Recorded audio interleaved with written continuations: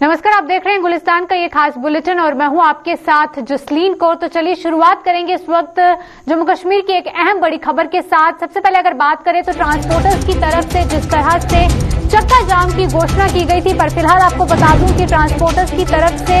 अपना ये निर्णय जो है वापस ले लिया गया है। बताया जा रहा है कि सरकार ने 5 में से 4 मांगों की बात करें तो उस पर जो है रजामंदी अपनी जाहिर की है। और इसी के साथ ये भी आपको बता दूं कि कल देर रात को अगर बात करें तो मीटिंग के दौरान जो है ये बात सामने आई थी कि उसमें से सरकार ने 5 में से 4 मांगों पर जो है अपनी रजामंदी जो है वो जाहिर कर दी गई है। और ट्रांसपोर्टरों ने सुनवाई करने पर जो है अपना आभार भी जो है जताया है सरकार के प्रति। और वहीं ट्रांसपोर्ट यूनियन की बात करें तो उन्होंने जो है सरकार ने मुख्य मांगे जो हैं 4 में से बात करें 5 में से 4 मांगे जो हैं उस पर अपनी रजामंदी जो है वो साफ तौर पर जाहिर जो है वो कर दी गई है।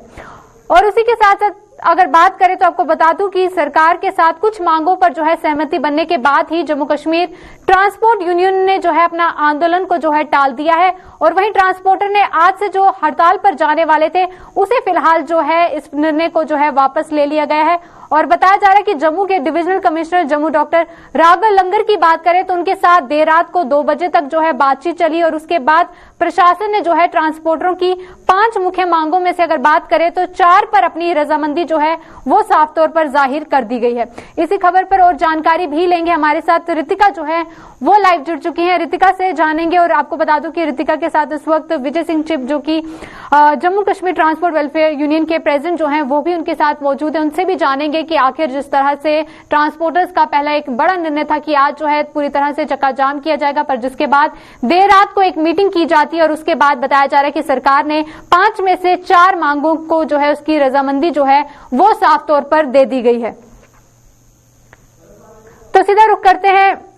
रितिका का और उसी के साथ विजय सिंह चिप का भी स्वागत करते हैं। रितिका, आपसे ही जानना चाहेंगे अगर बात करें कि कौन सी ऐसी सबसे पहले की मांगे हैं जिसकी तरफ से सरकार ने अपनी रजामंदी जो है वो जाहिर की है। जी मैं आपको बताना चाहूंगी यहाँ पे all Jammu Kashmir transport welfare association की तरफ से जो है चक्का जाम जो था वो अनाउंस किया गया था आज के लिए, लेकिन इनकी मीटिंग जो है 3 राउंड मीटिंग जो थी वो इनकी सरकार के साथ हुई है और उसी के बाद ये निर्णय बाहर निकल के आया है कि जो इनकी 4 से 5 डिमांड थी उनमें से ज्यादातर डिमांड जो है वो सरकार के द्वारा मान ली गई है। उसमें जीपीएस की बात करें, साथ ही साथ पैसेंजर टैक्स को लेकर इन्होंने रिलैक्सेशन मांगी थी, टाइम लिमिटेशन मांगी थी एक, वो भी मान ली गई है। एसआरटीसी का मुद्दा जो है उसे हल करने के लिए भी इन्हें जो एक सरकार की तरफ से वादा है वो किया गया और साथ ही साथ लाइसेंस ऑटो लाइसेंस का जो इशू था उसमें भी इन्हें रिलैक्सेशन जो है वो दी गई है। जी बिल्कुल। और रितिका, वहीं हम चाहेंगे कि आप उनसे भी बातचीत करें और बताएं कि उनका क्या कुछ कहना है। जी सर, आपकी जो डिमांड मान ली गई है सरकार की तरफ से 3 राउंड मीटिंग करने के बाद ये मान ली गई है, इसके ऊपर आप क्या कहना चाहेंगे? देखिए, हमारा मकसद यही था, हम कहाँ अपना रोजगार बंद करते हैं, लेकिन मजबूर करती है सरकार हमें। देखिए, कल हमने एक बड़ा प्रोटेस्ट किया था और आज की जो हमारी तैयारी थी वो जैसा मैंने कहा था कि हम कड़ा रुख अपनाएंगे। और क्योंकि लोगों के पेट का सवाल था तो 3 राउंड मीटिंग जो हमारी कल हुई उसमें हमारे कश्मीर के जितने नेता लोग हैं, हमारे जम्मू के जो हैं, सबने पार्टिसिपेट किया और हमने सरकार को जो हमारी मांगे थी वो उनके आगे हमने रखी। तो 2 राउंड पहली मीटिंग जब हुई तो उसमें 3 घंटे मीटिंग, नतीजा कुछ नहीं निकला। उसके बाद फिर शाम को एक मीटिंग हुई, वो भी तकरीबन 2 घंटे चली, उसमें भी नतीजा कोई नहीं निकला। तो लास्ट में हमने निर्णय लिया, क्योंकि मैं आपके माध्यम से जरूर कहूंगा सरकार ने हमें आज तक कुछ समझा ही नहीं, तो शाम को हमने डिसीजन लिया था कि हम 1 डे टोकन स्ट्राइक नहीं करेंगे, हम इंडेफिनिट स्ट्राइक करेंगे, क्योंकि हमें सुना नहीं जा रहा है। हमने जो फेस्टिवल हमारे हैं, रमजान है और नवरात्रे जो आ रहे थे उसकी वजह से, लेकिन मैं तभी फेस्टिवल मनाऊंगा अगर मैं बचूंगा, मेरी जान ही निकल जाएगी तो मैं कहाँ फेस्टिवल मनाऊंगा। तो हमारी जो मुख्य मांगे थी, 4 मांगे सरकार ने उसी टाइम उसका निपटारा किया, क्योंकि पैसेंजर टैक्स था वो हम नहीं दे पा रहे थे। जीपीएस देखिए ट्रैकिंग सिस्टम नहीं है इनके पास, उसके लिए इन्होंने उसको डेफर किया है। और हमने ये भी उसमें कहा है कि आप ये जो जीपीएस है, पर्टिकुलर जो चहेते लोग हैं उनसे मत हमें दिलवाइए। पैसेंजर टैक्स और साथ साथ लाइसेंस की जो आपने बात की, क्या देखिए टैक्स इन्होंने 6 महीने का पहले माफ किया, माना हम 6 महीने और देंगे, और जो बीच में जो बचा है पिछला पैसेंजर टैक्स वो किस्तों में 6 किस्तों में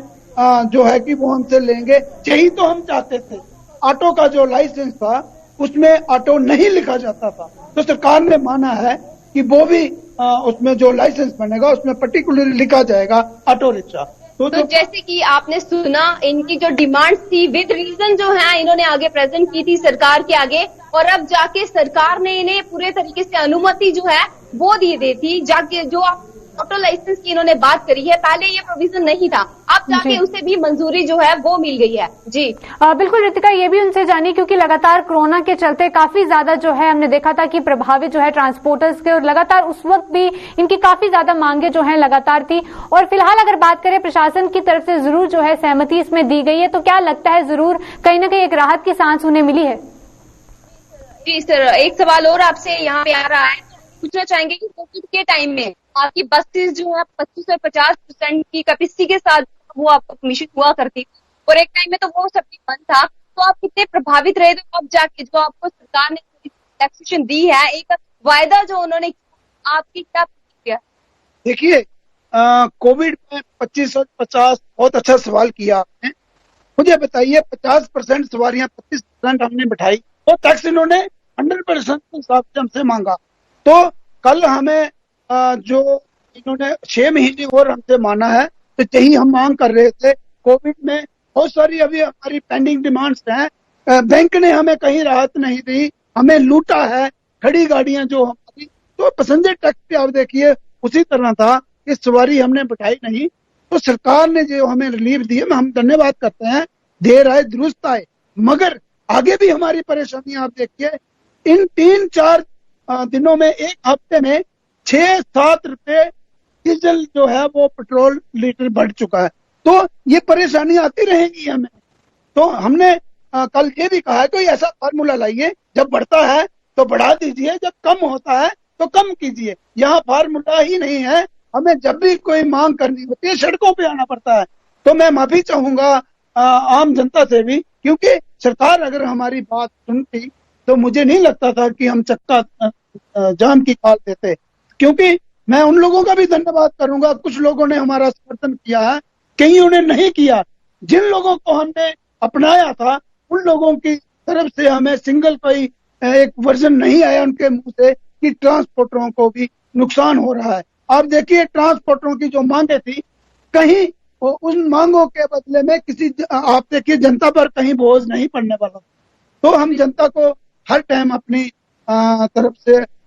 जो भी सुविधा होती है। जी बिल्कुल, जैसे कि आपने सुना कि कोरोना के वक्त में काफी ज्यादा नुकसान जो है वो ट्रांसपोर्टर्स को देखने में मिला था, और जो पैसेंजर टैक्स की बात की जा रही थी उसका बर्डन जो है टैक्स को इन्हें वसूली के लिए कहा गया था, लेकिन वो बर्डन इन पे ज्यादा बनकर इनकी एक ही डिमांड थी कि इन्हें टाइम टैक्सेशन जो है वो दी जाए, ताकि अलग अलग किस्तों में करके ये उस टैक्स को आगे दे पाए। तो अब जाके जो इनकी पैसेंजर टैक्स की जो इनकी मांग थी जो मानी गई है, आपको बता दें 6 किस्तों में जो है ये आगे दे पाएंगे। 6 महीने का टाइम लिमिट है वो भी इन्हें दिया गया है। तो कहीं ना कहीं इनकी ये प्रॉब्लम जो है काफी जो है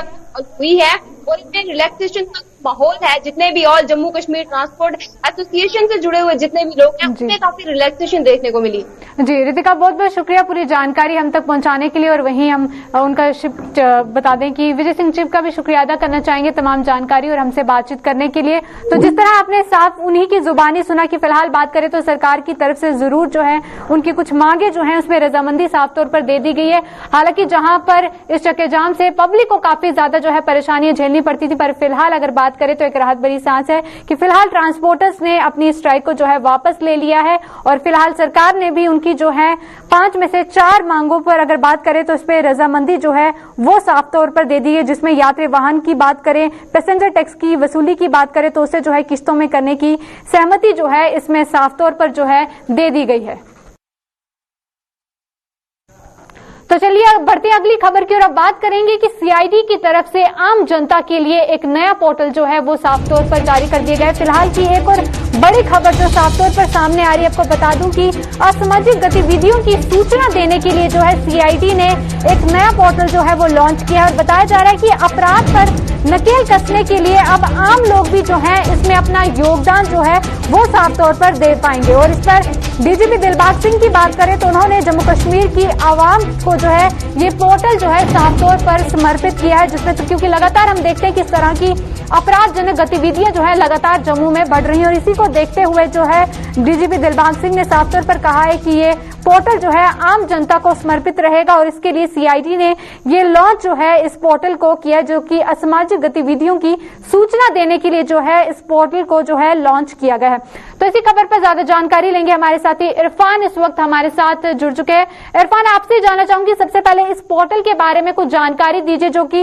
असामाजिक गतिविधियों की सूचना देने के लिए जो कि लॉन्च किया गया है। देखिए जसलीन, सबसे पहले बात करेंगे इस पोर्टल के बारे में। इस पोर्टल का जो नाम रखा गया है वो cid.jk.gov.in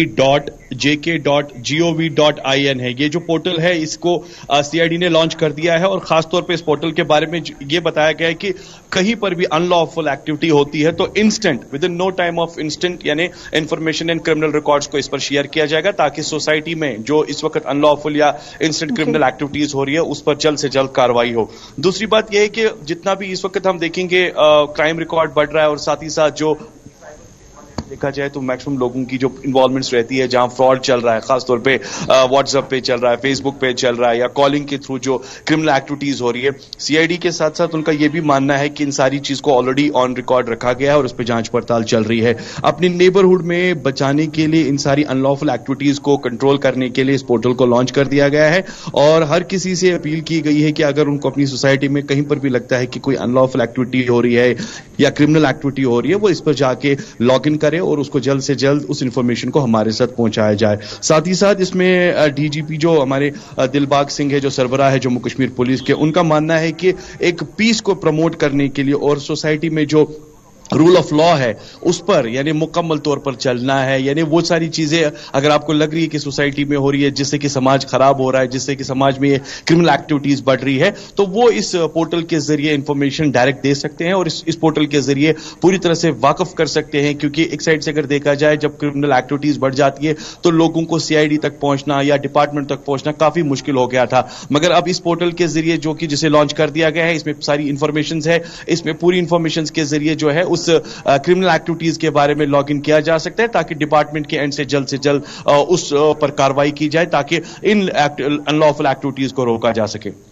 बिल्कुल इरफान, क्या लगता है, क्योंकि हम अक्सर देखते हैं कि लोगों की सहूलियत के लिए इस तरह के स्टेप्स जो है प्रशासन की तरफ से लिए जाते हैं और इससे पहले भी कई बार अलग अलग चीजों की बात करें या हेल्पिंग डेस्क बनाए जाते हैं, तमाम इस तरह की जानकारियां रहती हैं, पर उसके बाद भी बात करें कहीं हमें इस तरह की कंप्लेंट्स आती हैं जहां पर साफ तौर पर लोगों का कहना होता है कि वहां पर कई बार जो है मेल करने के बाद भी, इनफैक्ट कॉल करने के बाद भी कोई भी जो है आगे से स्टेप नहीं लिया जाता या कोई भी फीडबैक जो है वहां से नहीं आता। तो क्या लगता है ये पोर्टल की शुरुआत तो कर दी गई है, उसके बाद लोगों की तरफ से कितना रिस्पांस रहेगा और प्रशासन की तरफ से भी इन तमाम जो कंप्लेंट्स आएंगी क्या लगता है किस तरह का रिस्पांस देखने को मिलेगा?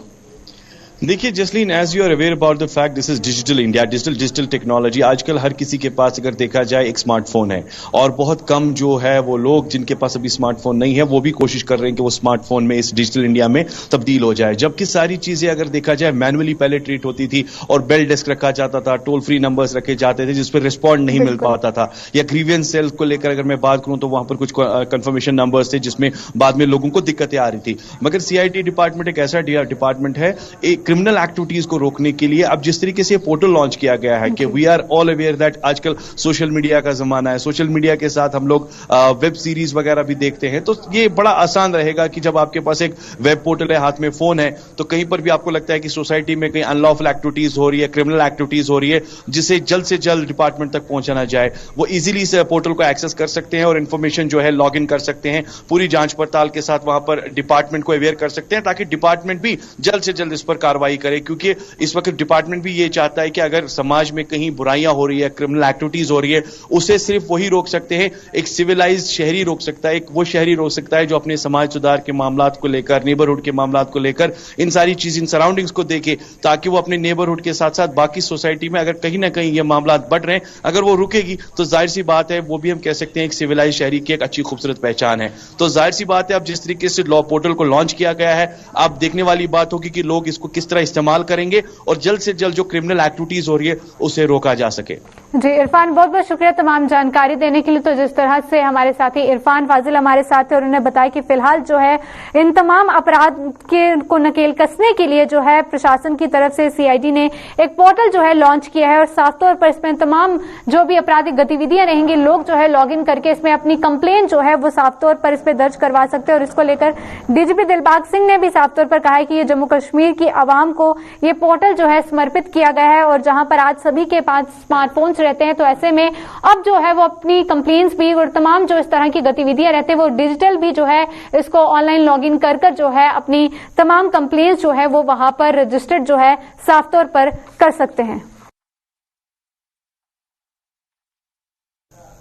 तो चलिए बढ़ते आगे, अब रुख करेंगे सांबा की और एक बार फिर से अगर बात करें तो लगातार सांबा में तस्करी मामले जो हैं लगातार बढ़ते हुए नजर आए। और वहीं अगर बात करें तो फिलहाल सांबा के चकमंगा गुजर इलाके की बात करें तो वहां पर पुलिस की नफरी जो है वो लगातार वहां पर बढ़ती हुई नजर आ रही है। और पुलिस ने फिलहाल अगर बात करें तो 13 संदिग्ध पशु तस्करों की पहचान भी जो है वो साफ तौर पर कर ली गई है और पुलिस ने तस्करी के दर्जनों मवेशी भी वहां से बरामद किए गए हैं। और बताया जा रहा है कि पशु तस्करों ने मंगलवार देर रात को जब पुलिस पार्टी पर हमला किया था, उसके बाद अभी तक जो अपडेट सामने आ रहा है कि पुलिस ने 13 संदिग्ध पशु तस्करों की बात करें तो उनकी जो है इसमें साफ तौर पर पहचान जो है वो कर ली गई है। सीधा रुख करेंगे सांबा का, जहां पर ऋषि इस वक्त हमारे साथ लाइव जुड़ चुके हैं। ऋषि, आपसे जानना चाहूंगी फिलहाल जिस तरह से मंगलवार का यह वाकया था जब कुछ तस्करों द्वारा पुलिस पार्टी पर हमला किया गया था, और फिलहाल क्या अपडेट लेटेस्ट जो है साफ तौर पर सामने आ रहा है? देखिए जसलीन, आपको बता दें कि कल जिस तरह से पुलिस पार्टी पर पशु तस्करों ने हमला कर दिया जिसमें 4 पुलिसकर्मी घायल हुए थे, उसमें एक पुलिस पोस्ट रकम मटाली के जो चौकी ऑफिसर है वो भी इसमें घायल हुए थे। बताते चले कि जिस तरह से कल ये वाकया पेश आया कि पशु तस्करी का प्रयास जो वो किया जा रहा था कुछ पशु तस्करों द्वारा सांबा के चकमंगा गुजरा मदेरा इलाके में, और पुलिस को जब इंफॉर्मेशन मिली उस इंफॉर्मेशन के ऊपर पुलिस ने काम किया और पुलिस पार्टी जब वहां पहुंची तो उन्होंने पशुओं को रेस्क्यू भी किया और एक स्मगलर की धरपकड़ भी की और एक गाड़ी को सीज भी किया। लेकिन जैसे ही पुलिस पार्टी वापस आ रही थी तो कुछ विशेष समुदाय के लोग, आप कह सकते हैं यानी गुज्जर कम्युनिटी के जो लोग हैं, उन्होंने पुलिस पार्टी के ऊपर हमला बोल दिया, पथराव किया, गाड़ियां भी तोड़ दी और उसमें ये पुलिस के जवान जो पुलिसकर्मी है ये जख्मी हो गए। और उसके बाद इसके ऊपर अगर जिला प्रशासन सांबा की बात करें, पुलिस प्रशासन की बात करें तो आला अधिकारियों ने मीटिंग की और मीटिंग में एक अहम फैसला लिया गया कि यहां पर नफरी जो है वो बढ़ाई जाएगी इस पर्टिकुलर इलाके में, और पुलिस ने इसके ऊपर वर्कआउट करना शुरू कर दिया और उन लोगों की पहचान करना शुरू कर दी जिन्होंने पुलिस के ऊपर हमला किया। हालांकि अभी भी वो पुलिस के हत्थे नहीं चढ़े, लेकिन बताया जा रहा है कि 12 से 13 ऐसे सस्पेक्ट हैं जिनकी शिनाख्त जो वो की जा रही है और शायद उनसे अब जल्द पूछताछ की जाएगी और उनसे ही पता लगाया जाएगा आखिर कि ये कौन लोग थे जो पुलिस के ऊपर हमला करके गए हैं। अभी आपको बता दें कि जो सुबह रिकवरी की थी पुलिस ने, जानवरों की रेस्क्यू किया था, उनको भी मजबूरी में वहां पर छोड़ना पड़ा क्योंकि हमारे तमाम जो पुलिसकर्मी घायल हो गए थे और वो इस अवस्था में नहीं थे कि वो पशुओं को वापस ले आते। और उसके बाद भारी पुलिस बल वहां पर तैनात कर दिया गया और उन्हीं की तैनाती में वहां से जो रेस्क्यू किए पशु थे उनको दोबारा से वहां से रिकवर कर मेन जगह पर लाया गया, सेफर प्लेस पर लाया गया। लेकिन वहां पर पूरे इलाके को पुलिस ने अभी भी घेरा हुआ था और अभी क्या कुछ और इसमें बातें सामने आएंगी ये तो आने वाले वक्त में पता चलेगा। लेकिन जो आला अधिकारी पुलिस के हैं वो साफ तौर पर कह रहे हैं कि इनको बख्शा नहीं जाएगा, इनको सख्त से सख्त सजा दी जाएगी, जिसको लेकर ये तमाम ऑपरेशन जो पुलिस की तरफ से चलाया जा रहा है। लेकिन एक बात मैं आपको स्पष्ट तौर पर बताना चाहता हूं कि अगर चकमंगा गुजरा इलाके की बात करें, मनोर गोपाला इलाके की बात करें या फिर मदेरा इलाका, ये इलीगल एक्टिविटीज का अड्डा बन चुका है। यहां पर ऑन फुट जो पशु हैं वो यहां तक लाए जाते हैं, उनको यहां से गाड़ियों में लोड कर कश्मीर घाटी की ओर लेकर जाया जाता है। हालांकि इससे पहले भी पुलिस ने कई बार प्रयास किया कि यहां तक पहुंचा जाए, लेकिन जब भी पुलिस यहां पर पहुंची है पुलिस के ऊपर इसके हमला किया गया है। तो ये एक चिंता का कारण है कि हमारे सोसाइटी की रक्षा करने वाली पुलिस के ऊपर अगर इस तरह से हमला होगा तो आगे किस तरह से हम अपने आप को सेफ समझ पाएंगे। लेकिन यहां पर बहुत बड़ा नेक्सस चल रहा है, उस नेक्सस को तोड़ना होगा। अब पुलिस एक प्रयास कर रही है कि इस नेक्सस को तोड़ा जाए। जिस तरह से पुलिस की आंखों के सामने ये सारी चीजें आ गई हैं कि यही के कुछ विशेष समुदाय के लोग हैं जो ये इलीगल गोरख धंधा चला रहे हैं, चाहे वो नशा तस्करी का हो या फिर पशु तस्करी का हो। और ये पशु तस्करी की जो तस्वीरें हैं वो साफ तौर पर बयां कर रही है कि यहीं पर सारा जो षड्यंत्र है ये रचा जाता है स्मगलिंग का, और यहीं से आगे गाड़ियां भर भर कर आगे कश्मीर घाटी की ओर भेजी जाती है। तो वहां अगर जम्मू कश्मीर यूटी के बाहर के अगर विशेष समुदाय के लोगों की बात करें तो उनका लाइजनिंग इतना है कि वो वहां से चलते हैं, यहां तक आते हैं, पुलिस नाका को तोड़ते हुए आते हैं। हालांकि पुलिस नाका पॉइंट भी जब स्ट्रांग करती है तो नाका पॉइंट पर भी पुलिस की गाड़ियां जो है वो जब इनको चेज करती है तो पुलिस के ऊपर भी गाड़ियां चढ़ा दी जाती हैं। तो यानी आप अंदाजा लगा सकते हैं कि कितना बड़ा ये नेक्सस चल रहा है। और कहीं ना कहीं मैं तो साफ तौर पर कहूंगा कि ये हिंदू सेंटिमेंट्स को भी हर्ट करने की काफी एक बड़ी कोशिश इनकी तरफ से की जा रही है। जी ऋषि, बहुत बहुत शुक्रिया तमाम जानकारी देने के लिए। तो हमारे साथी ऋषि इस वक्त हमारे साथ लाइव थे, और जिस तरह से अगर बात करें पुलिस ने फिलहाल इस मामले में 13 संदिग्ध पशु तस्करों की जो है पहचान भी कर ली गई है। पर आप साफ तौर पर देखिए कि अब यहाँ पर तस्करों को पुलिस का भी कोई खौफ नहीं है, पुलिस पर ही जो है हमला जो है किया जा रहा है। पर फिलहाल पुलिस जो है इस पूरे मामले में तहकीकात लगातार जारी है, और फिलहाल जो है 13 संदिग्ध की बात करें तो उनकी पहचान जो है वो साफ तौर पर कर ली गई है।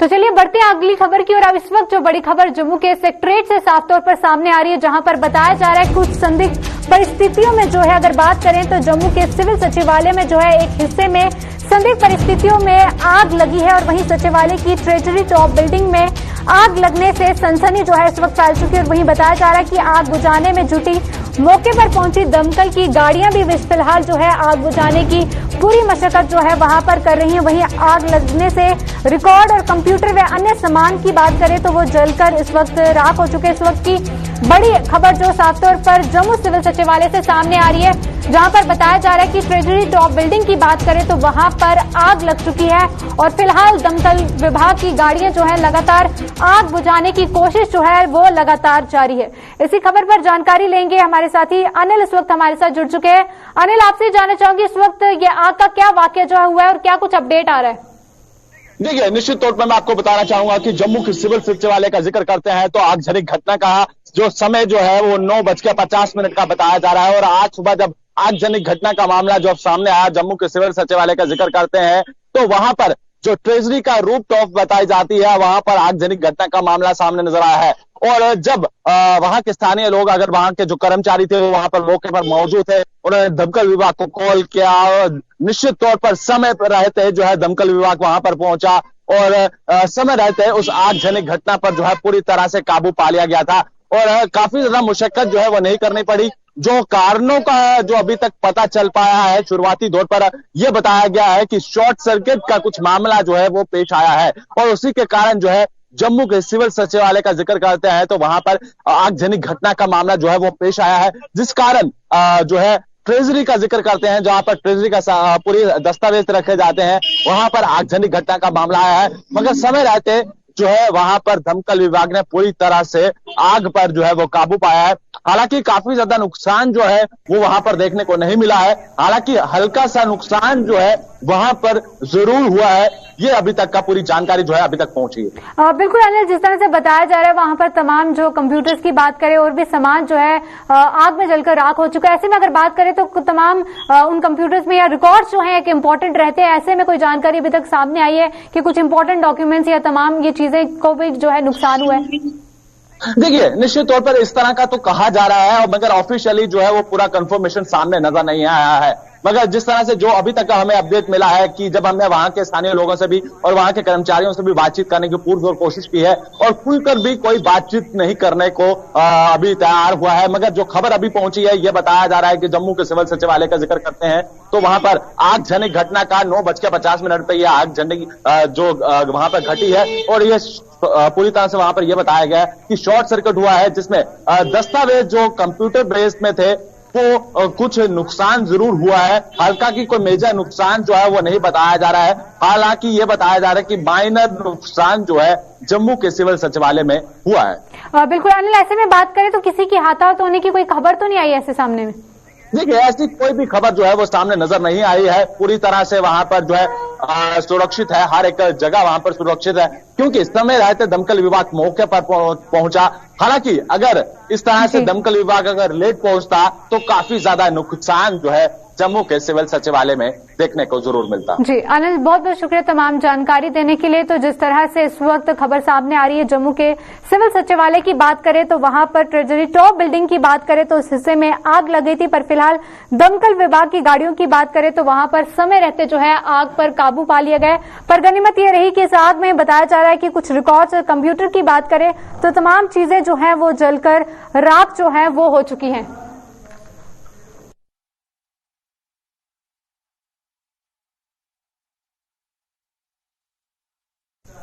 तो फिलहाल आज के इस जम्मू कश्मीर के इस खास बुलेटिन में अभी के लिए बस इतना ही। दीजिए इजाजत, नमस्कार।